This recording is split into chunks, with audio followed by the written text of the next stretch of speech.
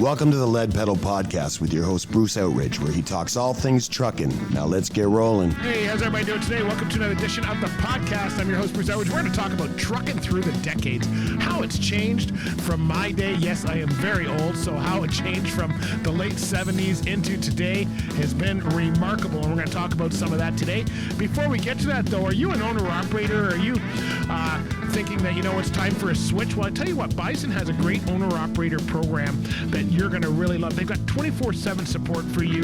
They've got discounts on maintenance and fuel, and you still get the freedom to run your business. So if you're looking to do this and you want to be successful for 2026, they have a dedicated fuel team who negotiate discounts for owner-operators by working with their preferred suppliers, leveraging their fleet of over 3,000 trucks into buying power that ensures that you receive one of the strongest fuel discounts in the industry.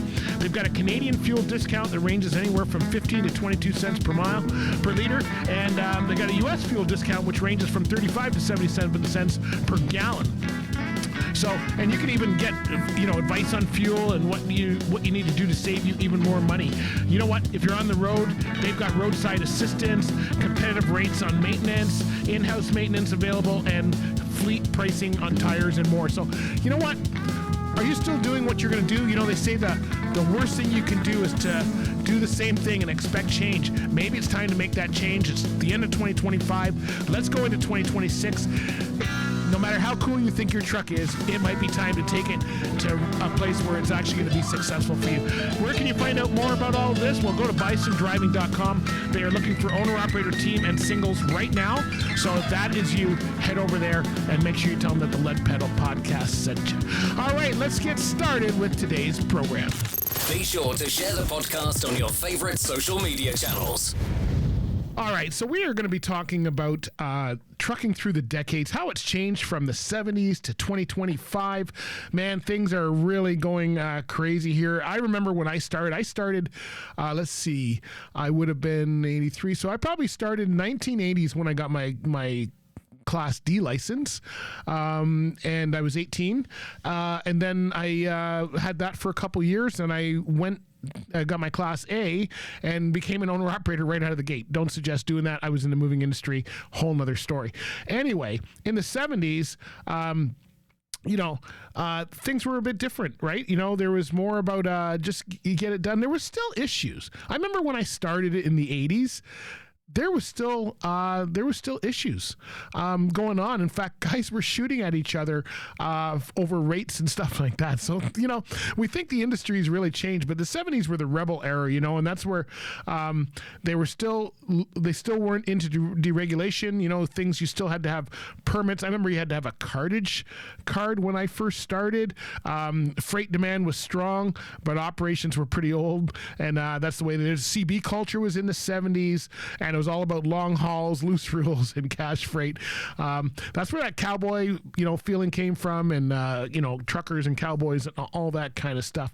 Our equipment, terrible. We love it now. I mean, if you've seen, I was driving this year. I drove one of Chuck Snow's 72 cab over Max. I haven't been into a truck like that in a long time with Armstrong steering, as we used to call it. 260 air conditioning where you roll both windows down and go 60 miles an hour. No air ride seats, no heavy clothes. I was telling Chuck when I was riding, and I said, nowadays falling asleep is a big thing on the road. Guys falling asleep and drifting into you couldn't fall asleep in some of them old trucks if you tried. It was shake. There's a reason that freight liners are called freight shakers. Anyway, we were on paper logs. I remember the logs back then. Paper logs. When I started, you didn't even have to log in Canada. Yes, that's how old I am. I started where you could actually drive to Windsor, and then you started your log for the States. So the States had logs back in those days, but Canada didn't. We actually had rules on Sundays. You could not roll out before, I think it was 6 or 7 o'clock at night, unless you were hauling certain goods like produce or cattle or something like that. Everybody else had to stay off the road. I remember it was like a starting at the NASCAR race at the beginning of the at 6 o'clock at night. All the trucks are warmed up. They're like all facing the right direction, just waiting for that 6 o'clock buzzer, whatever buzzer that was, to get us to go. So very few regulations were lower. Hours of service were not really enforced. Inspections were not really enforced, but it was known as hard labor. And if you got it, it was actually considered good money back then. If you could make it through, that was probably the biggest thing. When I started, I was starting right in the 80s, right at the beginning of the 80s, and I mean, deregulation was just hot. Like, it was just starting at that time. So I kind of remember a little bit of, having to have licenses and stuff like that, and all the, you had to have licenses for the lanes that you ran and the type of products you hauled. And now today, then deregulation changed, and it was just like carriers coming in. You could buy a truck and basically start. It was a lot more competition and lowered freight rates. Hey, what are we talking about in 2025? That's 1980. And this is 2025. As far as the drivers go, there was a lot more stress. It was longer hours. You got paid by the mile. So if you weren't rolling, you were not paid. But the brotherhood was really strong. And I think that's the thing that's missing today. If you look at how this is going, the hours haven't really they've gotten longer, but they're not more productive. We're still chasing income. There's certainly more stress, but there's no brotherhood, which is something that kind of kept us all going back in the day. You look at the tech in the 80s, air ride seats came into it. Cab overs were still everywhere. I love cab overs. I used to drive a lot of cab overs. I learned to drive in cab overs, to be honest with you. Early satellite communications were starting, but not really there. They were starting to get on the hours of service, right? You started getting more of this, let's see your logbook crap, and more enforcement for there. The rates dropped and the pay dropped in the 80s. That's how it worked. When you look at, we're in 2025, and we're still talking about the same stuff. I don't know if that changes anything for anybody other than me. It just seems really, really weird that, nothing has changed over in the 80s. And that's when I basically started I started my highway career in the 80s, off and on. So I started as an owner-operator, was highway for a few years. Then I went back into the city because I switched to the freight side of the industry. So I was city for a couple of years, and I went back to the highway. And it was kind of that ping pong effect as you go. What we saw in the 90s was the industry changing again, carriers consolidating, and look at what we see today, right? Everybody's buying everybody else. This is about the only way to get market share nowadays. There's a big push for safety because the safety and the image. This is the 1990s. Professionalization was the big thing. And here we are in 2025, and if anything, it's gone the other way. Right? So the carriers consolidate again. There's a big push for safety and image in the industry. More structured fleets, more rules, decline in old school outlaw culture. So those old school guys who got it done are now the bad guys in the industry. Right? And I remember, like, that's how we got hired back in the 80s and 90s was, can you get the job done? I always used to tell my boss, I'll call you if I need your help. Until then, if you don't hear from me, everything is cool, man. We're doing what we're doing. And that's how it was. And I mean, so, that's the outlaw has changed, but now we're going, man, we should have kept a little bit of that. Maybe not the outlaw part, but certainly the old school part, right? That's what we're trying to do here for sure. Conventional trucks came in, so it replaced all the cab overs. Everybody said, hey, we need better fuel economy. I think guys just got tired of being broke down on the side of the road, looking at the ground through your windshield. It had better sleepers, so it got a lot more comfortable. I remember going from single bunks to double bunks back in the 90s. Qualcomm, I never ran with Qualcomm. The companies I worked with didn't have Qualcomm. They were all 4 paper logs. Where Qualcomm did come in was when I was with the chemical company. We were only ran Ontario and Quebec, and we couldn't even get it to get started. So by the time it came in, I was no longer driving, so I didn't have to worry too much about that. I was a supervisor. We were trying to get it installed, and Qualcomm was in its beginnings back in those days. CDL standards were introduced in 1992. And controlled testing and licensing. Where has that got us today? Maybe we should go back to where we were back in 1970, where things kind of got going. When we look at pay work conditions in the 90s, there was a slight increase in pay, more predictable routes and home time. So this is what drivers were looking for. They were looking to be home more. And I got to say, it was a real change as far as, I've worked for pretty good carriers. They didn't always pay the best, but I always say, back when you're being paid by the mile, the carrier that keeps you rolling is the better paying carrier, no matter whether they pay more. Now, you have to be within a range. I remember there were some guys that were like a good 10 cents below what everybody else was getting, which I thought was silly, but you know what? That's how it was back especially in the East Coast back in the days. But you know what? I worked for good carriers, so I always had good equipment. I always had pretty good runs, and I enjoyed what I was doing, and that's probably the biggest thing. All right, well, we're gonna take a little bit of a break here to tell you about our friends over at Rosedale Transport. That's right, they're another great company that's been around since the 70s and 80s as well, if not before, and remembers the old school ways. And they have been stable through all of that, so they have lots of opportunities for you if you are somebody who's either interested in local work, regional work, highway, or even as an owner-operator. Rosedale Transport's interested in talking with you. So maybe check them out for 2026. Go to rosedalegroup.com and look on the careers tab to find out what's going on. All right, when we come back, we'll talk about the digital shift of 2000. Stay with us.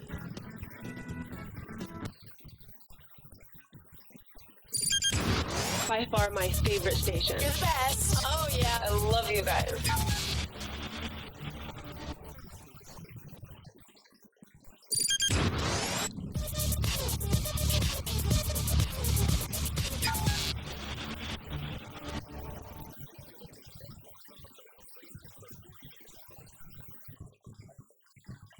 Oh, yeah. Remember the 2000s? Remember Y2K? Do you remember Y2K?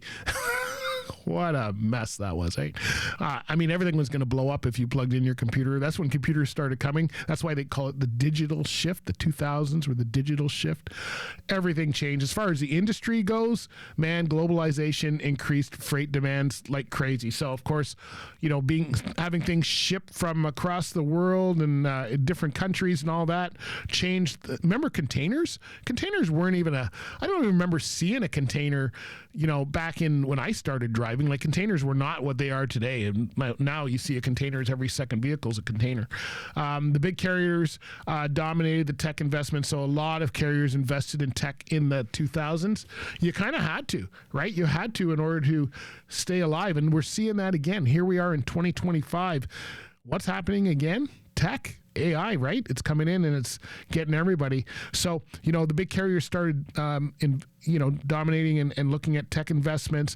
As far as the driver goes, things became more family friendly, right? So schedules were introduced by some carriers to get you home more. The internet changed communication on the road. Yeah, remember phone cards? I remember days when I had to go get I actually put a 1-800 number in for myself. I didn't give it to anybody else. It was for me to call home from wherever I was around the country, because it was just the cheaper rates, right? Our company gave us a phone card. That's how we communicated with them back in the day, back in the 90s. So then when the internet came out, it's like, hey, you know what? You can hear from your wife at any time if that's what you wanted to do. And then there's, of course, the equipment and tech. So they got GPS navigation came in, automated transmissions begin to appear. The improved sleepers, the creature comforts, a lot of stuff about making life better on the road, refrigerators, inverters, better HVAC, all that kind of stuff came in. Remember plugging coolers into your lighter and hoping that if you left it on, remember if you ever forget your cooler plugged in over the weekend, you came in on Sunday to leave and your truck batteries were dead? Yeah, we all remember that kind of stuff, right? So, things got a lot better as things went along in some areas. Not all areas. Some areas I think we should have stayed the way we were back in the 80s, but as far as the comforts of the trucks and all that kind of stuff, it's been going good.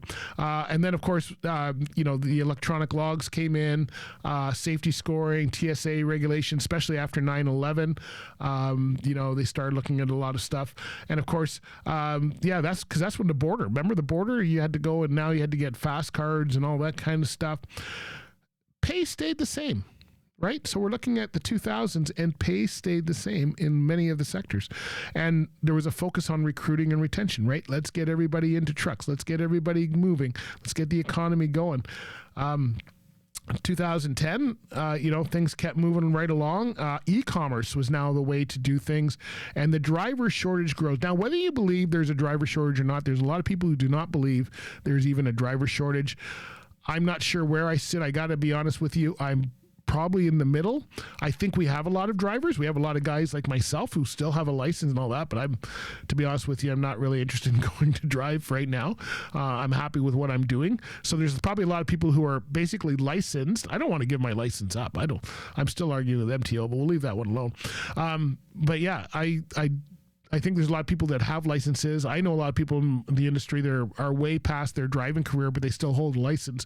So I think if you're looking at the amount of people that have a license, there probably isn't a driver shortage. But then if you look at who actually wants to go and drive or who is fit to go and drive, and I don't think if you're past that point of driving, I mean, I remember when I was driving, I always used to say, you know what, 25 years is long enough. I felt to me that's long enough to be in the seat. I don't know why. There was no, I know people who have been in the seat for 50 years and happy doing it. And there's nothing wrong with that if that's what you want. I just, for some reason, I don't know, maybe I was just young. I started trucking in my 20s. So when you're 25 years later, you're going, that seems long enough. But, I still love the industry to this day. And so you get people like me who are still passionate about it and still working in the industry. We're just not driving.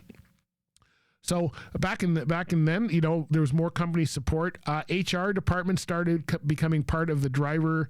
There was communication and health awareness, sleep apnea, wellness programs. Remember when they all came in? As all 2010 area where they all started to come in and kind of mandate what was going on.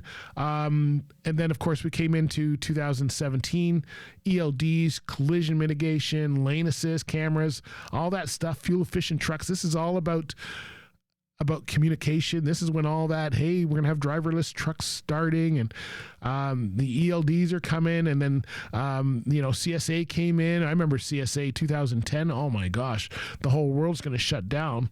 Well, it did for some, I guess, but for most, it's still moving, right? And then you get into more. So then the late pay finally started to increase in the late 2010s. And then there was a lot of benefit packages. And then the 20s happened. Well, first of all, whether you're in the industry or not, COVID hit. So I'm sure that actually helped us as far as trucking. It didn't help the drivers as far as life on the road, but it did help a lot of the image of the driver for the longest time, well, for a short time, because let's admit it, after 6 months later, everybody thought we were back to bags of crap, but we're not. We know we're not. But the 20s to 25, it was all about automation, electrification. The pandemic changed freight patterns. Digital freight networks became online dispatching. You can't come to the office. You got to work from home. Autonomous trucks are now being expanded and still being tested by a lot of carriers. There's more flexibility with local and short haul options, and supposedly better mental health support and fleet communication. Fleet communications, I think there's mental health support. Like, I think the awareness of it is there. I'm not sure it trickles down. Everybody can say, yeah, we got a mental health program. Well, is it really working? Who's actually going into it, and what's the outcomes when it comes out? That's the kind of thing, right? Cost of living for drivers and wages were still a stalking point up until, well, they still are, but even in 2025, we're still talking about that. And electric trucks are in now, right? So it's all about electric trucks now, cameras. This is what we're talking about. ELDs are still there, emission tightening, increased safety and compliance. But what's happening for the drivers? The drivers, they say there's higher wages in many markets. There is. It really depends on the company you're working for and the type of work you're doing. And of course, now we have Driver Inc., which is a whole nother thing that's causing all kinds of problems. So what's your thoughts on this? Do you think the driver is still essential? Do you think automation is going to remove that anytime soon? I mean, when we started talking about that was what, 10 years ago? And everybody's going, oh, that's a long way off. Well, I'm not sure it's as long a way off as we think. We're looking at future things as far as emissions and recruitment, insurance, safety, all of that's being looked at. Training is big right now. Where do you think the opportunities are going to be for the future? Well, it looks like if you're anything to do with technology, you are going to have opportunities. Mentorship is big for those of you that are experienced drivers and wondering what's my next play. And then specialized freight. And specialized freight, I've been harping on since the beginning of time. If you have not, especially if you're a new driver, if you've not looked at how specialized your freight is, you are about to be taken out of the market. Because I'm going to tell you, once this does happen, and it's already happening, but once this happens with the technology becomes more mainstream, the driverless trucks start, right now they're hit and miss as to how successful they are. But once it gets to a point, and it is going to get to a point where you can actually trust a load to go down the road and all that, what's that do for you? If you're in, because who's going to take that first? The UPSs, the Amazons, all those ones that are box freight, those are the first jobs that are going to go once things get to that automated level. And, you see so many owner-operators coming in and then trying to pick up that freight. And right now, yeah, that freight is available, but there's going to be coming a time when that freight's not going to be available. And it's going to be kind of mainstream. Think of like a train on a track. It's going to go just wherever it goes. If you're not specialized in something, you're probably going to be looking for work. Or if you're not looking at changing your career. So maybe you're thinking of getting into mentorship and stuff like that. There is going to be places where we're needed. Even if it goes technology, and this is the way I've always thought of the driverless truck thing is, there's a room of people that it's like a gaming room and they've all got their own separate truck, or think of air traffic controls, kind of where I'm thinking. And they're going to need people in there that actually know how to get out of things and that are industry savvy, not tech savvy. I think we're going to have a lot of tech savvy people. That industry knowledge is going to be what really gets somebody from A to Z successfully. So not sure how that's going to work out. I don't know. I don't have a crystal ball. We've come a long way, but it seems like we're still stuck in the same spots. So hey, I'd like to hear your comments in the comment section about this. Where do you think we're going?